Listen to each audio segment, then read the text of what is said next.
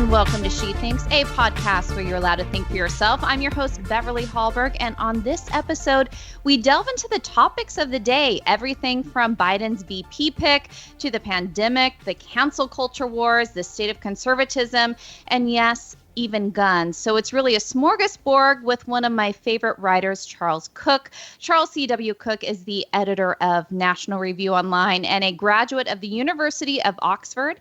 His work has focused especially on Anglo-American history, British liberty, free speech, the Second Amendment, and American exceptionalism. He is the co-host of the Mad Dogs and Englishmen podcast and is a regular guest on HBO's Real Time with Bill Maher. He has written for the New York Times, the Washington Post, and the Los Angeles Times. Charles, it is a pleasure to have you on She Thinks today. Thank you so much for having me. And there's so much to get into. I want to start with politics, but because, of course, we had a major announcement on Tuesday of this week, and that is we have a VP pick for the Democratic ticket. That is Kamala Harris is Biden's VP pick. As a woman myself, I'm already getting all the messages on Twitter and on social media saying that because I'm a woman, I should be thrilled about this pick. So I'm curious, from your perspective, do you find that women typically vote for female candidates? Well, I can only speak from my experience, or rather the experience of those around me.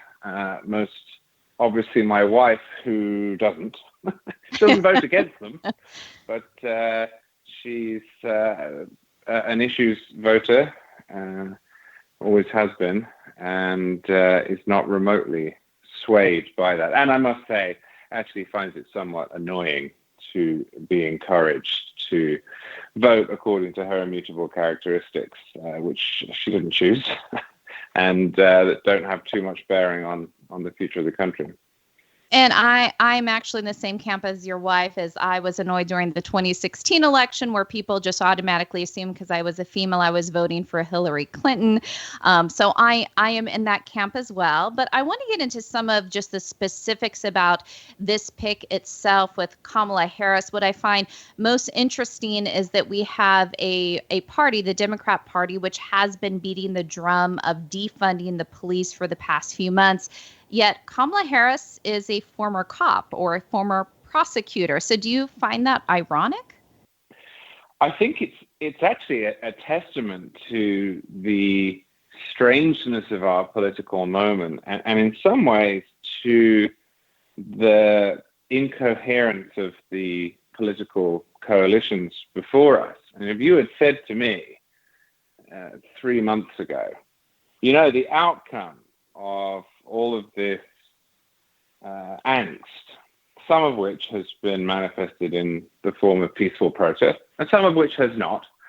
The outcome will be the presidential nominee for the Democratic Party being the guy who wrote and shepherded the 1994 crime bill, and the vice presidential nominee being the senator from California, formerly the Attorney General of California, who is known in progressive circles as a cop, as somebody who has little respect for civil liberties.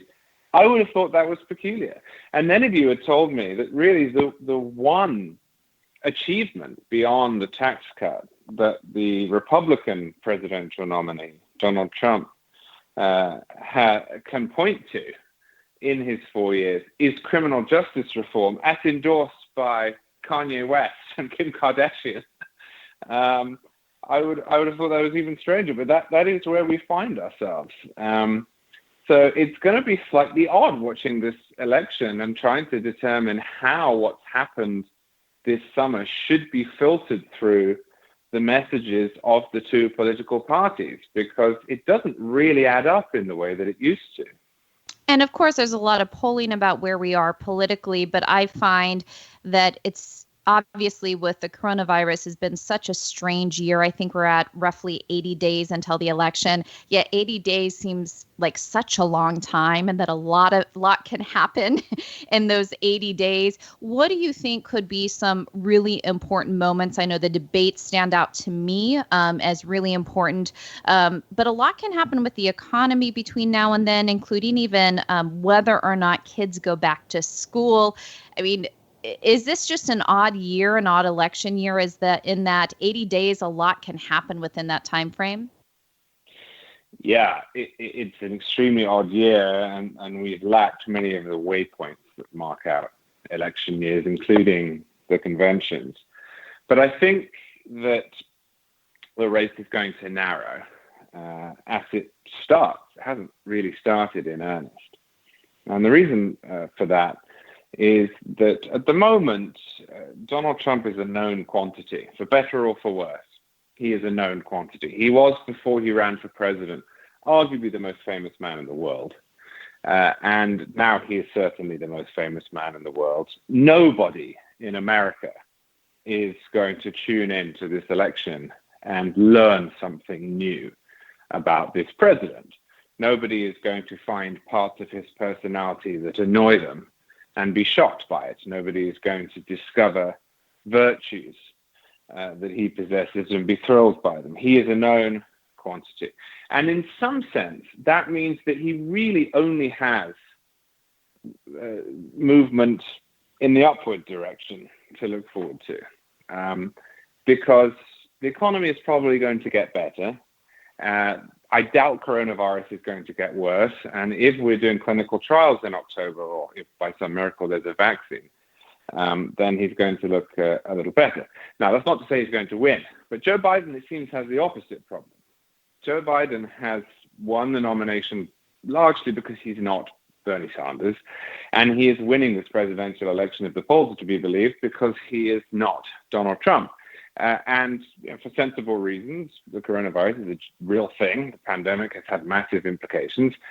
He has stayed quiet and stayed at home. In fact, he's not even going to the Democratic convention. That's how locked down he's been. But he will not be able to stay in that state forever. Even if he chooses not to get particularly involved in campaigning, the issues that this election is going to revolve around are going to come to the fore. Even if that's just through television ads, even if it's just through radio ads, even if it's just through surrogates arguing. And then, yes, there will be the debate. And when that happens, I think a lot of people are going to remember, oh, well, this is an actual political election. This is a discussion as to who will be running the executive branch.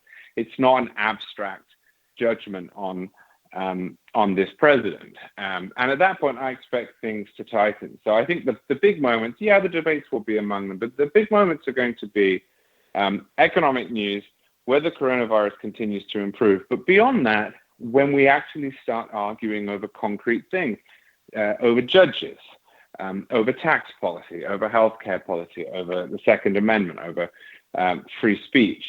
These are real issues people care about. And at the moment, they've sort of been pushed to the side. But that can't last until the election, even if the campaign is more muted than usual.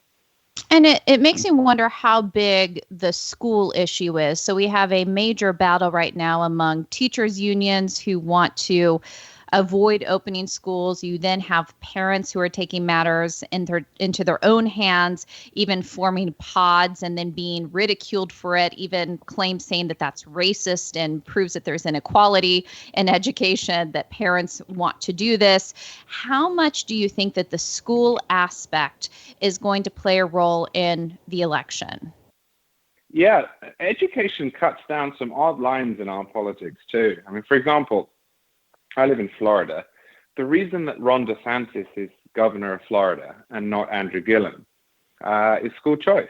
I mean, if you look at the polling, Ron DeSantis won around 20% of African-American women. That's high for a Republican. And he won the election by 0.25%. They made the difference. And he ran on improving schools for African-American kids, predominantly.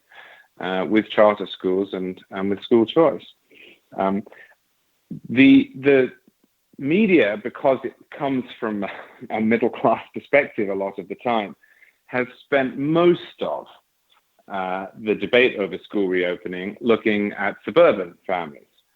And, there is obviously some anger here because people move into neighborhoods and pay high property taxes to get good schools, and they're not getting them. But I think those voters tend to be more predictable in their voting habits. What will be really interesting is to see whether there is some pushback. I don't know in which direction, but whether there is some pushback on education from underrepresented voters and underprivileged voters who are not happy with the school system as it exists, and who are the ones who are going to suffer the most from this, because they can't set up pods, and they may not have the resources to hire a tutor or what you will. And conservatives have a lot to offer on this, a lot to say. It's not just talking about teachers' unions, but it's about talking about flexibility and the way in which the education system is really not always set up to benefit children. And I just wonder if that might become a sleeper issue during this election, far beyond the usual suburban world on which the media fixates. I think so, too, just because it's been so disruptive, our education system, due to the coronavirus. And I want to kind of go back to what you were saying about the economy. Of course, education fits into the economy, but there's always this idea and this notion that it's about the economy, stupid, and that's true. How much do you think that the economy is going to factor into this election from this standpoint? And the standpoint is that people do not blame President Trump or any elected official for the fact that coronavirus is here. Now, they're going to judge them based on how they responded to it. But we have seen a major impact on our own economy for a reason that people wouldn't put on the president. How much does it factor in that they don't think he's the cause, but also how much does it factor in how they think he's approached it? Yeah, so if we imagine a nation that had somehow been immune to coronavirus, we can imagine a nation in which Donald Trump is in a fairly commanding position at this point. The economy prior to coronavirus was doing extremely well. And voters gave a lot of the credit to the president. Now, I'm not sure they should, in that I think we overestimate as voters the role that the government, and particularly the executive branch, plays in economic growth. It's policy that determines that, if anything, and policy has not particularly changed. But Trump was getting great marks on this, and he still is. I mean, he's still trusted on the economy far more than Joe Biden, which means that the election, insofar as it relates to the economy, is going to come down to dueling narratives. One candidate, Joe Biden, is going to say, sure, the economy was good, although he will credit Barack Obama. The economy was good, but then we were faced by this pandemic, which is not President Trump's fault, and President Trump bungled it, completely bungled it. And as a result, we have 11% unemployment, millions out of work, disaster. And President Trump's going to say, no, I did a great job in resuscitating this economy. It was booming because of my expertise. Coronavirus came along. It was other people who were more effusive in their desire to shut down. I went along with it because I'm responsible. And now it is time to reopen the economy. And, you're going to need someone like me to be doing that because I've proven I can do it and you already trust me. You don't want to go back to the Biden. But those are the two narratives that you're going to see. And to be honest with you, I think the one that wins out is out of the control of both President Trump and Joe Biden. I think if we do see continued economic growth and if the coronavirus pandemic continues to decline, then people are going to relax a little bit. And I think the idea that President Trump is the right person to restore the economy to where it was is going to look attractive, and Joe Biden's downbeat message is going to look somewhat odd. But if we now stagnate, which is the risk, if we now stagnate around here, then it is possible people are going to want change. It's not just the economics, of course. It's an odd time to live in the world. So I don't know. I do think that this is the one area where Trump has a distinct advantage, and as I said, it seems to me that whether it gets him to re-election or not, the news for him is all up. It seems incredibly unlikely to me that we're going to see an economic downturn. So he'd better be hoping the numbers are big. And something that you've written a lot about, and I think it plays into this year and how we've seen the media cover so many stories, and we've seen how people have interacted, especially on social media, is the culture war and the cancel culture environment that we find ourselves in. First of all, explain to us what you think about the cancel culture. You've written a lot about this, and how you think that could factor into an election. Yeah, I think it's a disaster. I think it's a disastrous development. In legal terms, the First Amendment has probably never been better protected in all of American history. It was only a few years between the ratification of the Bill of Rights and the Alien and Sedition Acts. Throughout the 19th century, slave owners and segregationists suppressed speech almost at will in parts of the country. Woodrow Wilson presided over some of the most egregious violations. And all of these were upheld by the Supreme Court or were never heard. And we now have a Supreme Court that throws out censorship, 8-1, 9-0. This isn't even partisan at the legal level. This is a great development. Unfortunately, at the same time, we seem to have developed this cultural aversion to freedom of expression and to eccentricity. Anyone who's different, who dissents, is suspected. And worse, they're thrown out of their job and cast out of society. If you think about what the word cancelled means, I mean, it's a horrible, horrible thing to say about a human being. So I think it's a disastrous development, and I think it's particularly disastrous that it is the most rampant in the two places you would expect to be the most inviting for dissenters and debaters: college campuses and newspaper editorial pages. So we've got a dichotomy. We have a legal regime that is freer than it's ever been, and by far and away the freest in the world, and a cultural regime that is becoming more and more censorious, less and less tolerant. And the underpinning of that is the idea that we can know for sure what is true and what is not, and what is right and what is wrong. If you read the cancellers, you will see that they believe themselves to be in possession of the truth. And they think that free speech and a culture of free expression is a loophole that allows people who are wrong or who are stupid to say wrong things or to waste their time arguing. And I think that any reasonable and humble culture should reject that. We have to argue with each other to find out what is true and what is not, and eventually to reach compromise. So I'm very worried about it.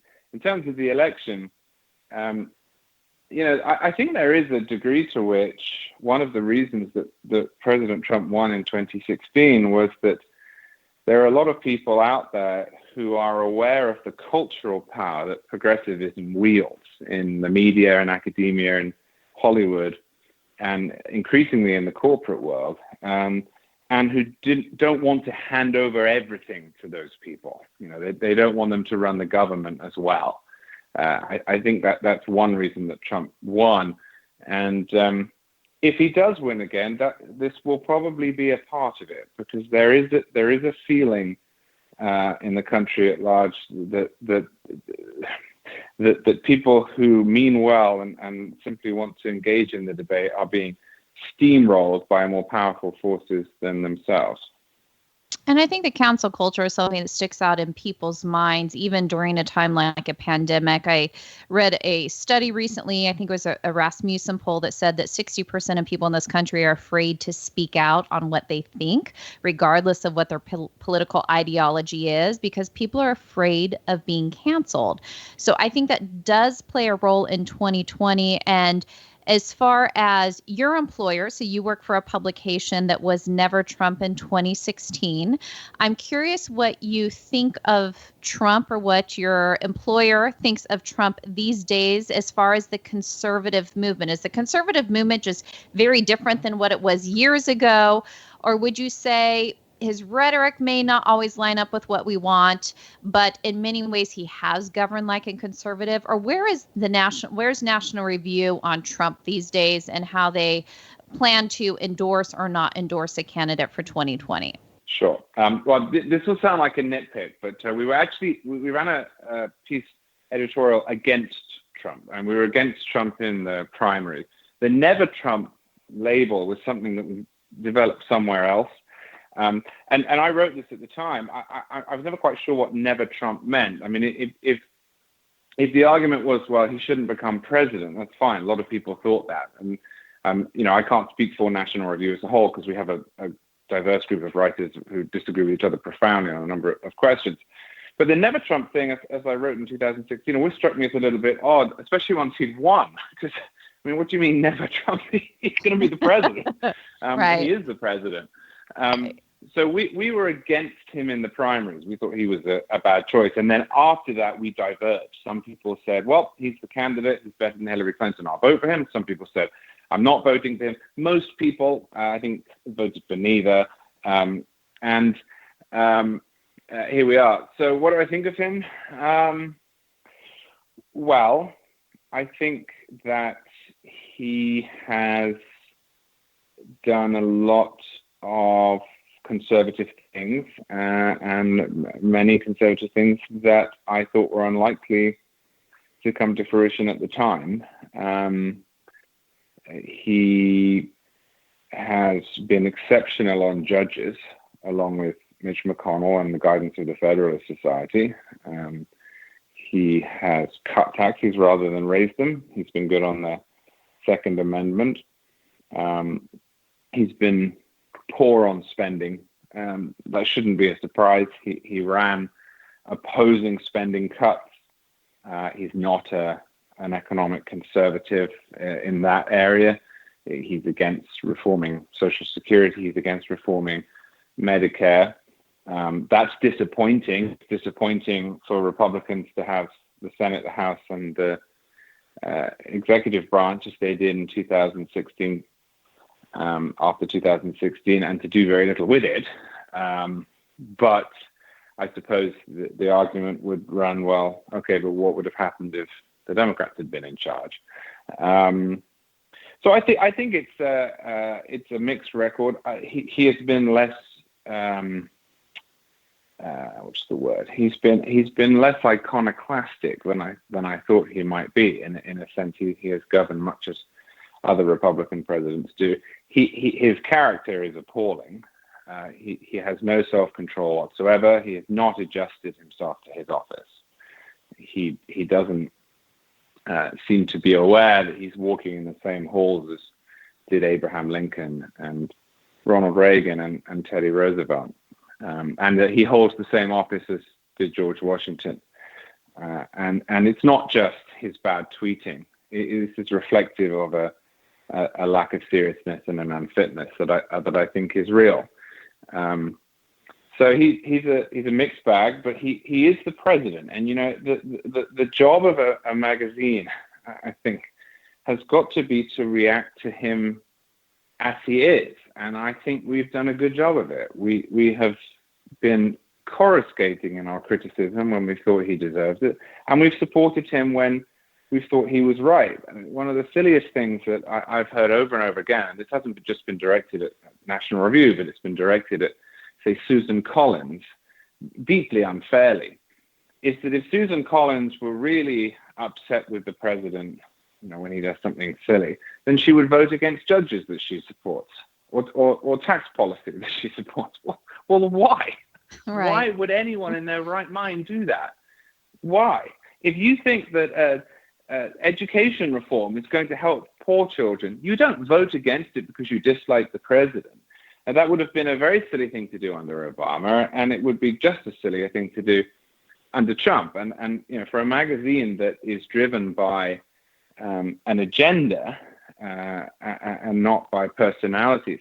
We have been engaged in the same game we're always engaged in, which is trying to convince others, including the president, that our agenda is right. And happily, a lot of the time, he's lined up with us. And when he hasn't, we've said so. And when his character has been a considerable problem, we've said so as well. And I think something that's been deeply unsettling during the past year or two is, especially during the cancel culture, is we are often presented with binaries. You either love someone or you hate them, or you're for something, you're against it, whether it's the police, whether it's for protests versus the riots. And I think the same thing, of course, has happened with Trump. It's people put you in this camp of you either have to love him or hate him. And there's so much complexity and nuance and middle ground. And like you said, it's about policies. And let's debate the policies and not just the personality. And I want to round out today with a policy issue, one that you've talked about quite a bit, an issue that I think has been a silver lining through this very hard time of the global pandemic. And that is, it seems that the Second Amendment is doing quite well, meaning people are buying guns at a dramatic increase than we've ever seen before. I'm one of those. I'm a first-time gun owner, gun buyer, purchaser in the past couple months because I live in an area that's not as safe as it used to be. Where is gun control these days? And are you encouraged by people buying guns and realizing they do have the right to protect themselves? I am encouraged. I, of course, would not want any rioting or law breaking, but we live in a world in which we are going to see criminal behavior and we're going to see aggressive behavior. We always have. If you look back to the first codifications of the right to bear arms, they were 1500 years ago, at least in the modern world, and the Emperor Justinian. And human nature has not changed since that time.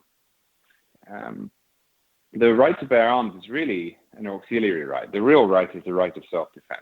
And the argument is that you often need help in defending your own life. It's not much use having the right to self-defense if any tool you might use to defend yourself is prohibited.